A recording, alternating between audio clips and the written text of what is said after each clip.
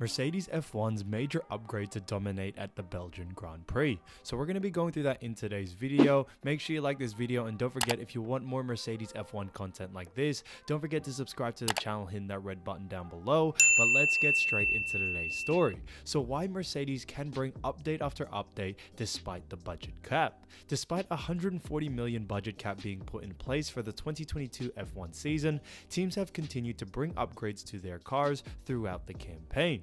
Mercedes boss Toto Wolff has explained why his team have been able to do this.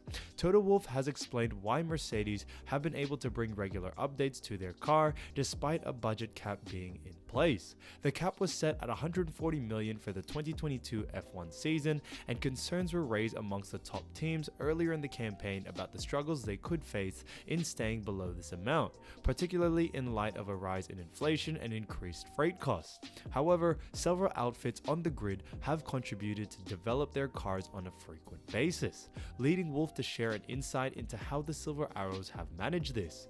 So, Wolff has detailed the process that Mercedes follow in monitoring the cost of each technical development.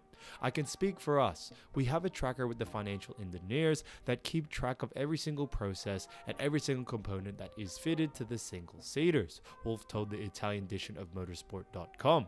So I think this is honestly fantastic to see, and in a sense that I love how Mercedes are really pushing the boundaries and using the cap that they have been given for this season. I think it's honestly good to see that Mercedes at this point in time in the season to really experiment, to try everything, and to be the best they can in order for them to actually have a chance to win, not this season, however for next season, I think. So when we unload things from the truck, the financial engineer takes note of the value, and when it is used, it is counted. We are moving forward with the method we planned. At the beginning of the season, for many reasons, we didn't bring many updates. Now we are moving forward with the development program. So I think this is honestly huge, and on whether he has the confidence in the FIA's control over whether teams adhere to the budget cap, Wolff emphasized how any breaking of the rules would be similar to the same being done with technical matters. The regulation was already in place last year. We'll soon have the results that will confirm whether everyone has complied with the rules, the team boss explained. I simply believe that it is forbidden to make mistakes, because breaking the financial regulations is like breaking the technical ones, and I think he is honestly correct in saying that. Now, where I really do see the upgrade that is going on is actually Toto Wolff's victory plan. So it may not be to the actual card, but what I think is the upgrade really does come with the plan that they do have moving forward that's going to really help them prosper in the second half of the season. So Mercedes team principal Toto Wolff has identified a key area in which the Silver Arrows must improve before it can return to the F1's winning circle. The Brackley-based outfit has rebounded spectacularly from a difficult start to the season from the team heading into the summer break on the back of consecutive double podium results, a run that capped 6 straight top 3 appearances. But the team remains without a win this term, the longest Mercedes has gone since its victory in 2012. For 7-time champion Lewis Hamilton, it is also the longest run from a start campaign without a victory, but Wolff has explained to the team that he has improved its race pace until it can unlock qualifying speed on a regular basis. Wins will remain hard to come by. The start of the season wasn't really any good, and there's no other way of describing it, because if you win the championship in December and then 4 months on you are not competing with the guys at the front, that is frustrating, said Wolff. Since then, we had a roller coaster. We have been on podium at almost every single race. We were strong on the Sundays, but never quite there in qualifying, and the gap was simply too large. So now it is trying to understand what it is, and in the second half of the season, hopefully increase our qualifying pace and then be able to race for victories. So I think this is honestly huge, and when it comes to what they have in store, it honestly is going to keep on growing as time goes on.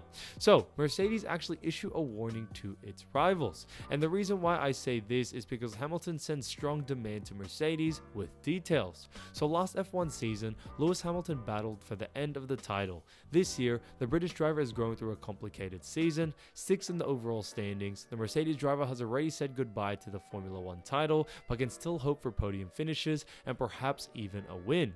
And to achieve this, Lewis Hamilton has sent a clear message to this team, along with a very strong demand for next year's car, detailing exactly what he needs. So last year, Lewis Hamilton and Max Verstappen had a sensational duel throughout the F1 season.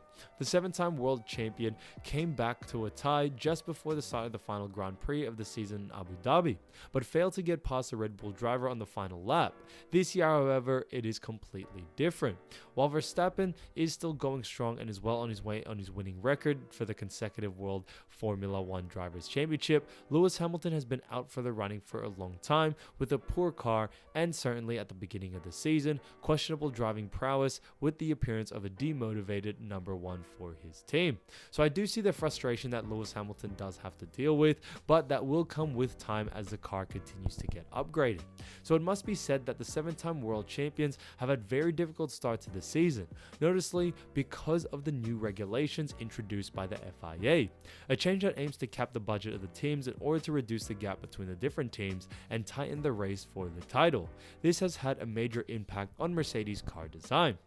Now, at the beginning of the year, as well as floor that produced extreme bouncing, the German team had to deal with a number of problems with its tires, which quickly compromised Hamilton's chances of winning the title. But lately, things have been much better, with the British driver even finishing second at the Hungarian Grand Prix. If Hamilton is now 6th overall, he can still hope to finish in the top 3 if the stars align. And if he's able to bounce back in this way, it is also because Mercedes has shown great reliability, unlike Ferrari, for example. And I think this is where the huge upgrade has actually come from. Mercedes, they haven't really given their secrets, they haven't really mentioned it, but the upgrade when it comes to the Mercedes style of reliability has really shown, and that's why I think they're going to be going really well in the Belgian Grand Prix. I do see Mercedes really slowly starting to, get better, and Ferrari slowly start to fall off because their reliability just isn't there. Mercedes have done a lot of things, and they haven't really mentioned exactly what they have done, but they have mentioned that reliability is one of the main things that they have upgraded for the second half of the season. So we actually have this from Andrew Chauvelin, who said, "We are looking to continue to upgrade and continue to push the boundaries of the Mercedes W13. Where we really see the upgrades happening is in the reliability that will help us outlast teams such as Ferrari and hopefully Red Bull." So with all this happening, Lewis Hamilton is asking also for more.